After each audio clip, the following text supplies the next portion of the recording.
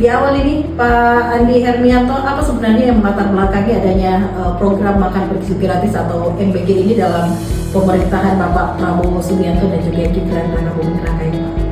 Kalau kami menjelaskan untuk yang latar belakangnya untuk adanya program makan bergizi gratis atau disingkat MBG dalam pemerintahan Bapak Haji Prabowo Subianto dan Gibran, itu merupakan inisiatif strategis dari beliau, di mana beliau kan kami tahu lah Bapak Presiden itu mantan dari militer yang memang betul-betul merasakan yang di bawah itu bagaimana kehidupannya. Beliau juga bukan lahir dari kemiliteran, dari militer, jadi tahu betul tentang hal tersebut.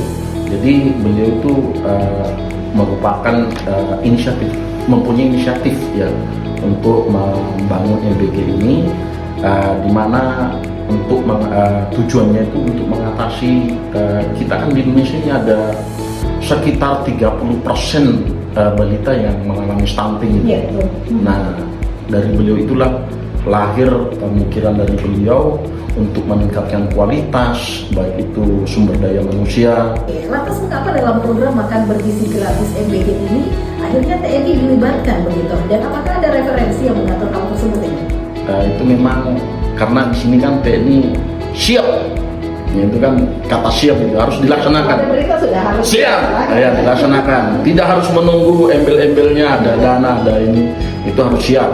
Dikarenakan program MBG ini adalah program pemerintah yang dikategorikan sebagai bagian dari kami juga selaku TNI, merupakan operasi militer selain perang.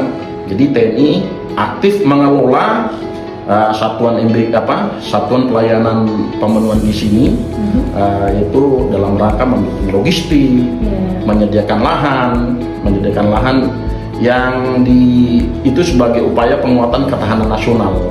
Jadi kita kerjasama dengan pemerintah setempat, pemerintah daerah. Kalau pemerintah pusat kan sudah memberikan ini yang kamu harus kerjakan. Jadi kami yang di bawah, kami yang berada di wilayah harus kerjasama dengan pemerintah daerah.